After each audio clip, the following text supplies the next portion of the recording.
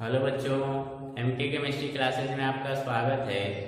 आज का हमारा टॉपिक है परमाणु स्पेक्ट्रम, एटॉमिक स्पेक्ट्रम या जिसको एटॉमिक स्पेक्ट्रा भी बोला जाता है। ठीक है, पीछे हम लोगों ने नील्स बोर का जो परमाणु मॉडल पढ़ा था उसी से रिलेटेड ये भी टॉपिक है। ठीक है, तो आइए शुरू करते हैं परमाणु स्पेक्ट्रम।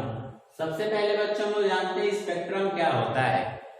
बच्चों, जब श्वेत रंग के प्रकाश को, जैसे सूर्य का प्रकाश जो होता है वो सफेद रंग का होता है, उनको कोई रंग नहीं दिखाई देता है, लेकिन उसी सफेद रंग के लाइट को जब किसी प्रिज्म से गुजारते हैं तो प्रिज्म क्या करता है कि सफेद रंग के लाइट को प्रकीर्णित कर देता है।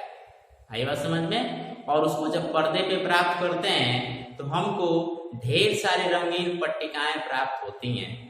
अर्थात वो जो सफेद रंग की लाइट होती है वो कई रंगों से, 7 रंगों से कह सकते हैं कि मिलकर बनी होती है। तो वो जो 7 रंगों का बैंड हमको प्राप्त होता है, पैटर्न प्राप्त होता है बच्चों, उसी पैटर्न को, उसी पट्टिका को, रंगीन पट्टिका को स्पेक्ट्रम कहा जाता है। समझ में बात आई? डिफिनीशन मैंने यहाँ पे लिखा है कि जब श्वेत प्रकाश का एक पुंज एक रेखा छिद्र से, यानी पतले से छिद्र से होकर गुजरता है और प्रिज्म पर गिरता है, क्योंकि वो सफेद रंग का है वैसे हमको दिखाई नहीं देगा, लेकिन जब प्रिज्म पर गिरता है, ठीक है, तो प्रिज्म क्या करता है कि उसको फैला देता है। और जब फैलाने के बाद हमको पर्दे पे जब उसे प्राप्त करते हैं तो अनेक रंगीन पट्टिकाएं प्राप्त होती हैं। अर्थात जो सफेद रंग की लाइट थी वो अनेक पट्टिकाओं में विभक्त हो जाती है, विभाजित हो जाती है। विभाजित करने का काम कौन कर रहा है? प्रिज्म कर रहा है। ठीक है, और रंगों की इसी प्रतिकृति को, यानी जो रंगों का इमेज प्राप्त हो रहा है उसी इमेज को हम लोग स्पेक्ट्रम कहते हैं। अब ये स्पेक्ट्रम बच्चों मुख्य रूप से 2 प्रकार का होता है, उत्सर्जन स्पेक्ट्रम, इमिशन स्पेक्ट्रम, और अवशोषण स्पेक्ट्रम, एब्जॉर्प्शन स्पेक्ट्रम। इसमें से जो परमाणु स्पेक्ट्रम है वो उत्सर्जन स्पेक्ट्रम प्रकार का ही मुख्य रूप से होता है। तो हमको इसमें से मुख्य रूप से उत्सर्जन स्पेक्ट्रम पे ही चर्चा करना है। ठीक है, क्या है इसकी मीनिंग? कि जब किसी पदार्थ को ऊर्जा दी जाती है, जब किसी पदार्थ को ऊर्जा दी जाती है तो उस पदार्थ, परमाणु से मिलकर बने होते हैं पदार्थ, और उस परमाणु में इलेक्ट्रॉन होता है। तो जब उसको ऊर्जा दी जाती है बाहर से तो उस परमाणु के जो इलेक्ट्रॉन होते हैं, जो ग्राउंड स्टेट में रहते हैं, वो जंप करके चले जाते हैं कहाँ पे? एक्साइटिंग स्टेट में, अर्थात निम्न ऊर्जा स्तर से चले जाते हैं उच्च ऊर्जा स्तर में। और वो उच्च ऊर्जा स्तर में अधिक देर तक नहीं रह सकते हैं क्योंकि स्टेबिलिटी वहां पे नहीं रहती है। तो पुनः वो उच्च ऊर्जा स्तर से कहाँ आते हैं? निम्न ऊर्जा स्तर में। तो जब उच्च ऊर्जा स्तर में, निम्न ऊर्जा स्तर से गर्म करने पे या ऊर्जा देने से वो निम्न ऊर्जा स्तर से चले गए तो उच्च ऊर्जा स्तर में, वहां पे स्टेबल अधिक देर तक नहीं रह सकते हैं, तो वहां से पुनः आते हैं कहाँ पे? निम्न ऊर्जा स्तर में। और इस चक्कर में वो एनर्जी का उत्सर्जन करते हैं, और उस एनर्जी के उत्सर्जन की वजह से, ऊर्जा उत्सर्जन जो होता है विकिरण के रूप में, उसकी वजह से जो स्पेक्ट्रम प्राप्त होता है बच्चों, उसको हम लोग उत्सर्जन स्पेक्ट्रम कहते हैं। अभी इसको आगे उदाहरण के द्वारा समझाया जाएगा। तो जब किसी पदार्थ को ऊर्जा दी जाती है तो वो उत्सर्जन स्पेक्ट्रम का निर्माण करते हैं। अब ये उत्सर्जन स्पेक्ट्रम पुनः 2 प्रकार का होगा। पहला है सतत स्पेक्ट्रम, कंटीन्यूअस स्पेक्ट्रम, और दूसरा है रेखीय अथवा परमाणु स्पेक्ट्रम। और ये हम लोगों का टॉपिक है, परमाणु स्पेक्ट्रम हम लोगों को पढ़ना है।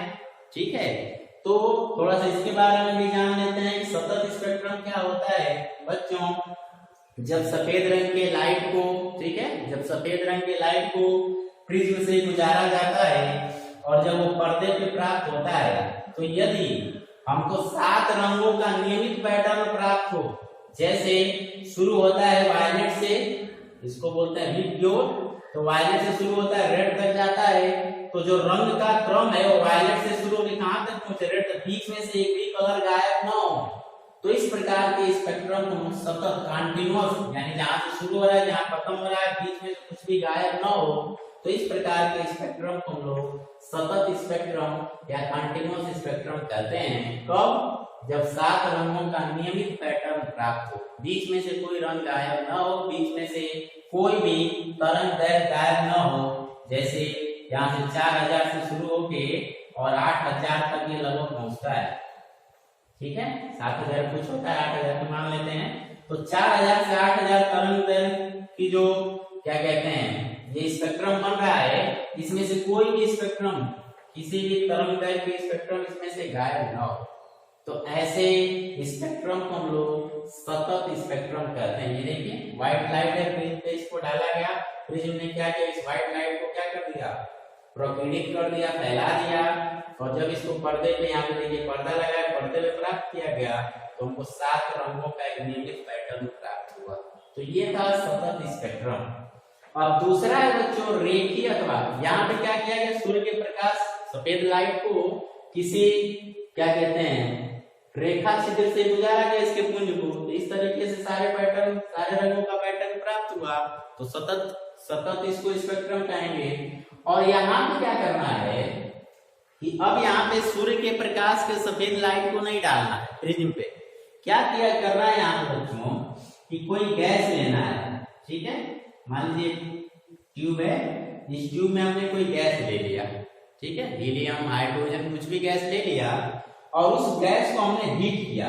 अभी देखिए मैंने कहा है कि जब किसी पदार्थ को ऊर्जा दी जाती है, तो यहाँ पे पदार्थ हमने ले लिया, मान लीजिए इसमें जो गैस भरा हमने हाइड्रोजन गैस भरा हुआ है, तो इसमें एक पदार्थ हो गया हाइड्रोजन, और इसको हमको क्या करना है, ऊर्जा देना है। अब ऊर्जा 3 तरीके से दी जा सकती है, या यूं कहें कि कई तरीके से दी जा सकती है। जैसे या तो उसको उच्च ताप पे गर्म कर दें, या दूसरा तरीका है कि विसर्जन नलिका में इसको लेके निम्न दाब पर विद्युत धारा प्रवाहित करा दें, जैसे एनोड और कैथोड किरणों की खोज हुई थी, कुछ उस तरीके का करा दें, तो भी जो है इनसे रेडिएशन शुरू हो जाएगा। या उच्च ताप पर गर्म कर दें तो भी रेडिएशन शुरू हो जाएगा। ठीक है, या एक तरीका और है कि कोई धातु का तंतु हो और उसमें विद्युत विसर्जन करा, जैसे बल्ब वगैरह बनते हैं। ठीक है, तो वो विभिन्न तरीकों से हम लोग गैस को क्या कर सकते हैं, गैस को हम लोग बाहर से ऊर्जा दे सकते हैं, और जब ऊर्जा देंगे तो इनसे रेडिएशन शुरू होगा। क्या शुरू होगा, इनसे विकिरण निकलना शुरू होगा, और उस विकिरण को जब पर्दे पे प्राप्त किया जाएगा, ठीक है, उस विकिरण को जब प्रिज्म पे गिराया जाएगा, और प्रिज्म से होता हुआ जब वो पर्दे पे प्राप्त होता है बच्चों, तो उसमें जो ये सतत स्पेक्ट्रम में सारे कलर्स आपको मिल रहे थे, कुछ उस तरह का यहाँ पे नहीं हो रहा है। यहाँ पे कुछ कलर मिल रहे थे और कुछ कलर नहीं मिल रहे थे, अर्थात जो स्पेक्ट्रम, जो रंगों का पैटर्न था वो कैसा था, अनियमित था। समझ में बात आ रही है।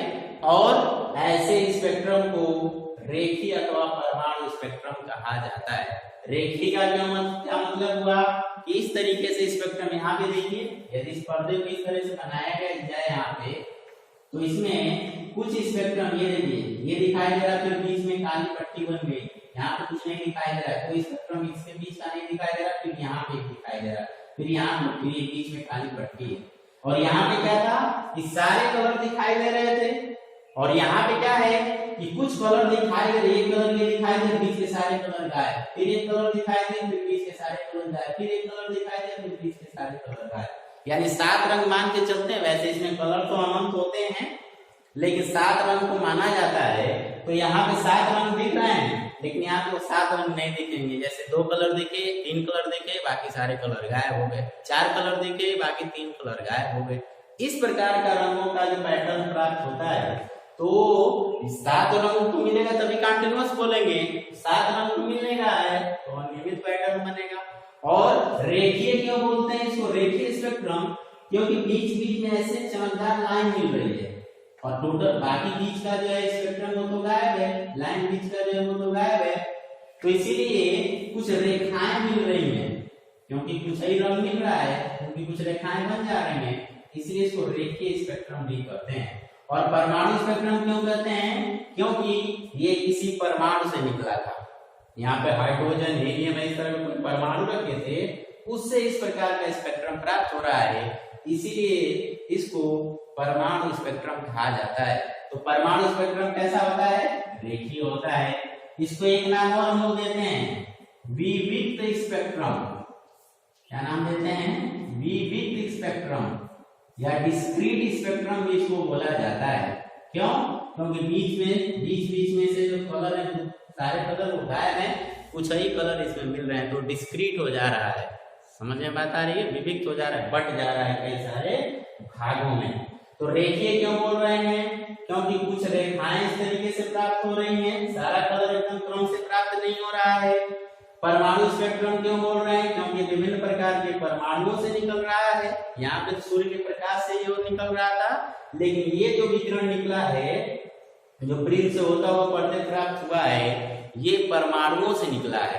तो इसलिए इसको परमाणु स्पेक्ट्रम और विविक्त स्पेक्ट्रम क्यों? क्योंकि बटा हुआ है, क्रम से नहीं है, तो बटा हुआ है, इसलिए इसको विविक्त स्पेक्ट्रम या डिस्क्रीट स्पेक्ट्रम भी बोला जाता है। तो आई होप आपको स्पेक्ट्रम क्या होता है, उत्सर्जन स्पेक्ट्रम क्या होता है, सतत स्पेक्ट्रम क्या होता है, रेखीय या परमाणु स्पेक्ट्रम क्या होता है, समझ में आ गया होगा। एक और बात बच्चों कि अलग अलग प्रयोगों द्वारा देखा गया कि अलग अलग गैसों से अलग अलग प्रकार का, विशेष प्रकार का स्पेक्ट्रम प्राप्त हो रहा है। यानी ये जो रेखीय स्पेक्ट्रम परमाणु से प्राप्त हो रहा है, वो अलग अलग गैसों के साथ अलग अलग है, स्पेशल होता है। इस स्पेक्ट्रम के द्वारा हम लोग गैसों की पहचान भी कर सकते हैं। हाइड्रोजन गैस का स्पेक्ट्रम अलग बनता है, हीलियम गैस का स्पेक्ट्रम अलग बनता है। तो यदि हमको पता हो कि हाइड्रोजन गैस का स्पेक्ट्रम ऐसे होता है, उसमें मान लो 3 कलर दिखाई देते हैं, तो यदि किसी गैस में हम लोग क्या करें, गर्म करें और उससे विकिरण निकालना, सिर्फ वही 3 कलर प्राप्त हो, तो हम क्या देंगे, इसमें कौन सी गैस भरी थी, हाइड्रोजन गैस भरी थी। तो अलग अलग गैस हैं, ठीक है, विशिष्ट प्रकार का स्पेक्ट्रम देती हैं।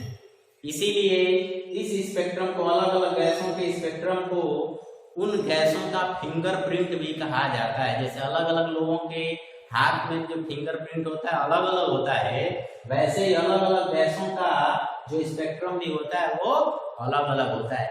किसी एक गैस का, किन्हीं 2 गैसों का स्पेक्ट्रम एक समान नहीं होता है या नहीं हो सकता है।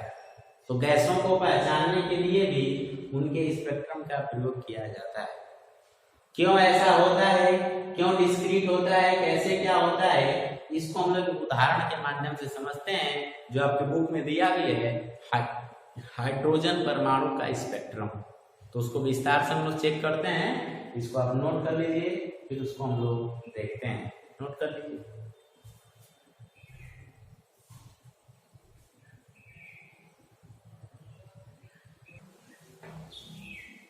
चलिए, परमाणु स्पेक्ट्रम हमने देखा कि कैसे परमाणु का स्पेक्ट्रम बनता है। अब इसको हाइड्रोजन परमाणु के स्पेक्ट्रम को हम लोग चेक करते हैं विस्तार से। इसमें क्या होता है कि इसका जो स्पेक्ट्रम होता है वो डिस्क्रीट हो जाता है, ठीक है, अर्थात अनियमित पैटर्न प्राप्त होता है। मान लीजिए हाइड्रोजन का परमाणु है, बीच में इसका नाभिक है, और इसके बाहर हमने मान लीजिए 4 कक्षाएं यहाँ पे बनाई है, ठीक है। और चूंकि इसका इलेक्ट्रॉनिक विन्यास 1s1 होता है, एक ही इलेक्ट्रॉन इसके पास होता है, तो इलेक्ट्रॉन पहले कोष में रहेगा। क्यों पहले कोष में रहेगा? क्योंकि कोई भी वस्तु होती है, इवन इलेक्ट्रॉन होता है, वो चाहता है ऊर्जा के निम्न स्तर में रहे। कोई भी आदमी ऊर्जा के निम्न स्तर में रहना चाहता है, तो ये इलेक्ट्रॉन भी, जो हाइड्रोजन परमाणु को जो इलेक्ट्रॉन, ये भी मूल अवस्था में रहेगा, इसको इसकी मूल अवस्था कहते हैं। जब कोई भी इलेक्ट्रॉन अपने ऊर्जा के निम्नतम स्तर में रहता है, तो उसको उसकी वो मूल अवस्था कहते हैं, उसकी वो मूल अवस्था कहलाती है। अब हमको क्या करना है, चूंकि जो परमाणु स्पेक्ट्रम होता है वो उत्सर्जन स्पेक्ट्रम होता है, और इसमें मैंने कहा था कि इसको हीट करना है, इसको गर्म करना है, ठीक है, या इसको निम्न दाब पे रख के उसे विद्युत विसर्जन कर देना है, तभी इसके पहले इसको एनर्जी देनी है। तो हम क्या करेंगे कि हाइड्रोजन परमाणु को गर्म कर दिए, ठीक है, या इसको निम्न दाब के हाइड्रोजन परमाणु को रख के विद्युत का विसर्जन कर दिए। तो जब विसर्जन करेंगे तो होगा क्या बच्चों, कि ये जो इलेक्ट्रॉन है, ठीक है, ये बाहर से जो हमने एनर्जी दिया है उसको लेके और उत्तेजित अवस्था में आ जाएगा। किस अवस्था में आ जाएगा? उत्तेजित अवस्था में। इसको एक उदाहरण के माध्यम से समझ सकते हैं। जैसे किसी आदमी से झगड़ा हुआ, तो एक आदमी कमजोर हो गया, तो वो जो मजबूत था उसने कमजोर वाले को एक थप्पड़ लगा दिया, ठीक है। तो जब उसको उसने मारा तो उसको बाहर से एक एनर्जी मिल गई। अब एनर्जी मिली तो वो उत्तेजित अवस्था में आ गया, और जब उत्तेजित अवस्था में आ गया तो वो पुनः मूल अवस्था में आना चाहेगा। तो मूल अवस्था में आने का तरीका है कि या तो वो भी उसको मार ले या उसको किसी अन्य रूप में निकाले, जैसे उसको गाली दे के निकाले। तो जब तक वो इस तरह का कुछ हरकत नहीं करेगा तब तक वो पुनः सामान्य अवस्था में नहीं आएगा। सेम कंडीशन लागू होता है इलेक्ट्रॉन की। जब इस हाइड्रोजन परमाणु को गर्म किया गया तो इसका इलेक्ट्रॉन बाहर से एनर्जी लेकर उत्तेजित अवस्था में आ गया, और जब उत्तेजित अवस्था में आया तो ये अपने मूल अवस्था को छोड़ के किसी उच्च ऊर्जा स्तर में चला जाएगा।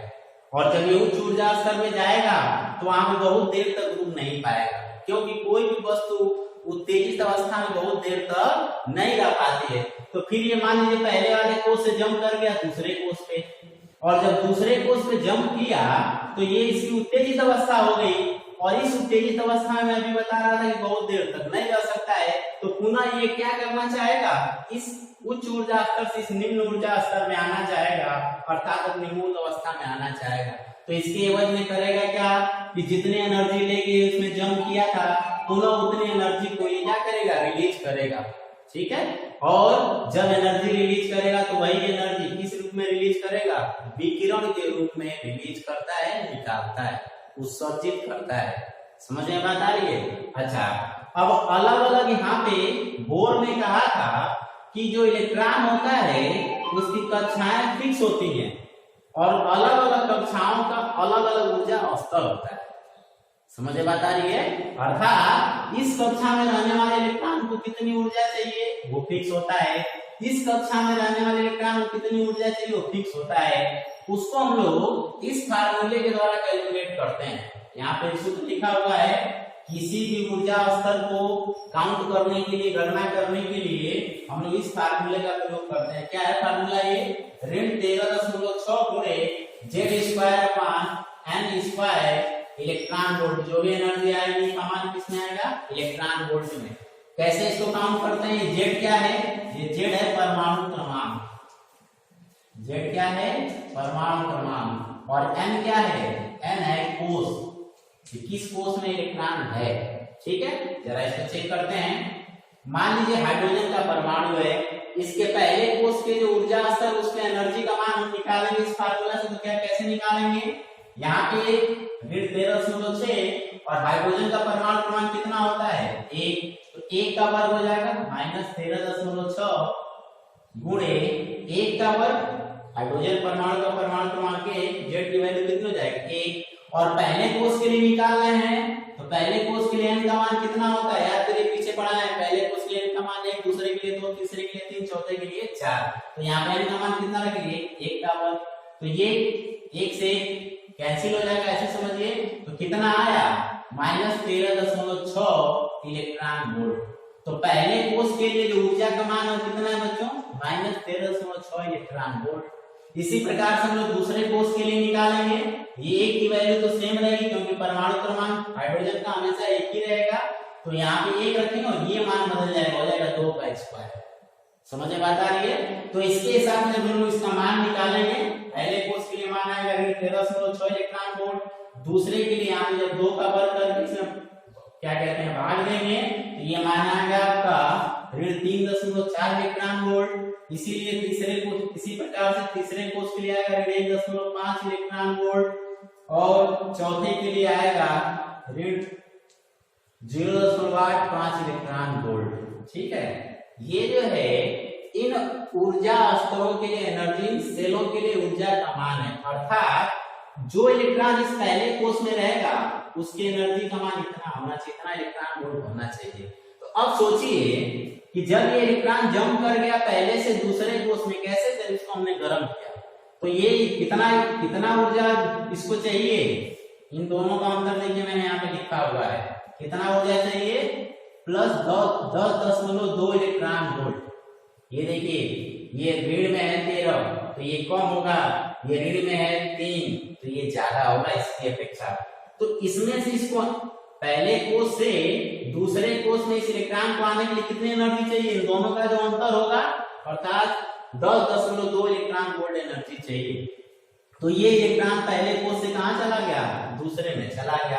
अब दूसरे में गया तो उसकी उत्तेजित अवस्था हो गई, तो फिर उत्तेजित अवस्था से मूल अवस्था में आएगा, तो जितना ऊर्जा यानी 10.2 इलेक्ट्रॉन वोल्ट लेके उसमें गया था, तो पुनः 10.2 इलेक्ट्रॉन वोल्ट ऊर्जा का क्या करेगा, उत्सर्जन करेगा विकिरण के रूप में।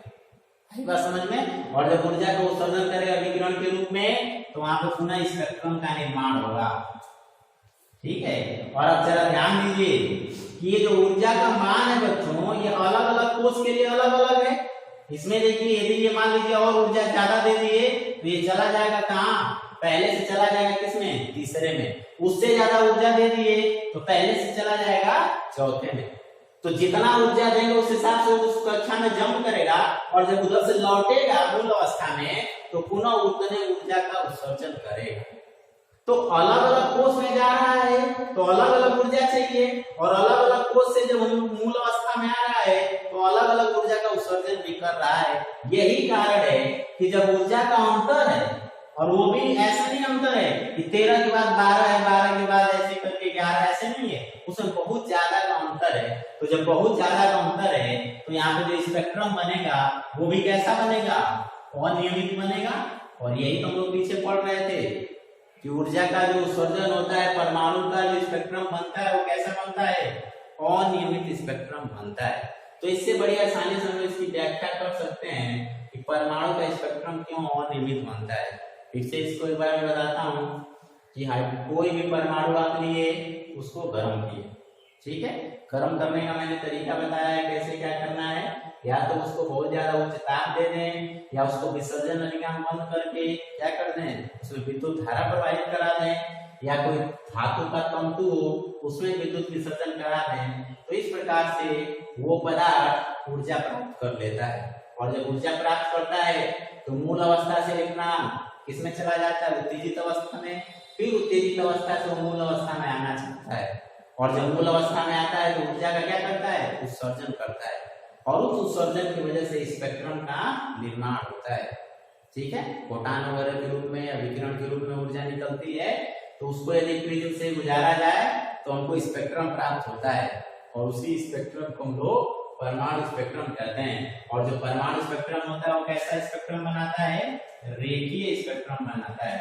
अभी मैंने इसके पीछे बताया था इस तरीके से स्पेक्ट्रम बनता है, कुछ कलर गायब होते हैं, कुछ ही कलर मिलता है, और बीच में अंधेरा और डार्क साइड हमको प्राप्त होता है। तो ये लाइन के रूप में प्राप्त होता है, क्योंकि नियमित प्राप्त होगा तो ऐसे ऐसे बहुत सारे लाइन प्राप्त होंगे, लेकिन बीच बीच की लाइन गायब होती है, बीच के कलर गायब होते हैं, कुछ ही कलर दिखाई देते हैं, इसीलिए लाइन के रूप में वो महसूस होता है। तो उसको लाइन स्पेक्ट्रम भी कहा जाता है, या इसको डिस्क्रीट स्पेक्ट्रम भी कहते हैं। समझ में बात आ गई? मैंने बताया आपको, इससे सवाल भी पूछे जाते हैं कि किसी भी ऊर्जा स्तर के एनर्जी का मान कैसे ज्ञात करते हैं। उसके लिए फार्मूला है E = -13.6 × Z² electron volt. Z क्या है, परमाणु क्रमांक है। जो परमाणु यहाँ पे दिए रहे, जैसे हम हाइड्रोजन का लिया तो Z का मान कितना रखे थे, 1 रखे थे। N क्या है, कि सेल नंबर है, किस सेल में इलेक्ट्रॉन, किसका आप एनर्जी लेवल ज्ञात करना चाहते हैं। तो इसके हिसाब से हमने हाइड्रोजन परमाणु के सेलों की जो एनर्जी को क्या किया, ऊर्जा को ज्ञात किया, इस हिसाब से आया। इसको आप याद भी कर लेंगे, पहले सेल के लिए एनर्जी का मान इतना, दूसरे के लिए इतना, तीसरे के लिए इतना, चौथे के लिए इतना। और इस एनर्जी का अंतर भी हमने यहाँ पे निकाला है। कैसे इसको निकालेंगे, अधिक वाले में से कम वाले को क्या करेंगे, घटाएंगे। तो इससे आप अंतर निकाल सकते हो, पहले और दूसरे कोष के बीच कितना अंतर है, दूसरे और तीसरे के बीच कितना अंतर है, चौथे और तीसरे के बीच कितना अंतर है। आ गया समझ में? इसमें से इसको घटाओगे तो इसके बीच का अंतर निकलेगा, इसमें से इसको घटाओगे तो इसके बीच का अंतर। इस तरीके से आप इसको घटा के अंतर निकाल सकते हैं, कितना एनर्जी देना पड़ेगा, और जब उधर से लौटेगा कितना एनर्जी देगा। कुछ पॉइंट्स यहाँ पे लिखे गए हैं कि जब परमाणु को गर्म करेंगे तो इलेक्ट्रॉन जो होगा निम्न ऊर्जा स्तर से कहाँ चला जाएगा, उच्च ऊर्जा स्तर। मूल अवस्था से कहाँ चला जाएगा, उत्तेजित अवस्था में। और मैंने कहा कि उत्तेजित अवस्था में अधिक देर तक नहीं रह सकता है, तो पुनः अपने मूल अवस्था में आएगा। तो जितनी एनर्जी लेके गया था उतनी एनर्जी पुनः क्या करेगा, वो उत्सर्जित करेगा। तो पुनः ऊर्जा का उत्सर्जन कर निम्न ऊर्जा स्तर में आ जाएगा। और विकिरण की जो ऊर्जा है, यानी जब वो गया था कितनी एनर्जी लेके और जब वो आया था तो कितनी एनर्जी प्राप्त हुई, उसको हम लोग इस फार्मूले से भी निकाल सकते हैं। ठीक है, डेल्टा ई एनर्जी का जो अंतर होगा, ये लिखा En2, यानी N2 जो है ये उच्च ऊर्जा स्तर है, क्या ये उच्च ऊर्जा स्तर, और ये N1 है ये निम्न ऊर्जा स्तर है। तो क्या करेंगे, उच्च ऊर्जा स्तर में से निम्न ऊर्जा स्तर को घटा देंगे तो हमको डेल्टा ई का मान प्राप्त हो जाएगा। इसको हम लोग इस फार्मूले के द्वारा भी लिख सकते हैं, delta E equal to hc by lambda square, Planck constant है, c क्या है, प्रकाश का चाल है, और लैम्डा क्या है, आवृत्ति है। ठीक है, तो इस फार्मूले के द्वारा भी हम लोग इस डेल्टा ई की गणना कर सकते हैं। तो आई होप आपको परमाणु स्पेक्ट्रम समझ में आ गया होगा। अब बाद में देखा गया कि अलग अलग प्रकार की लाइन प्राप्त हो रही है, लाइमन श्रेणी, बामर श्रेणी, इसको हम लोग अगले वीडियो में पढ़ेंगे। धन्यवाद।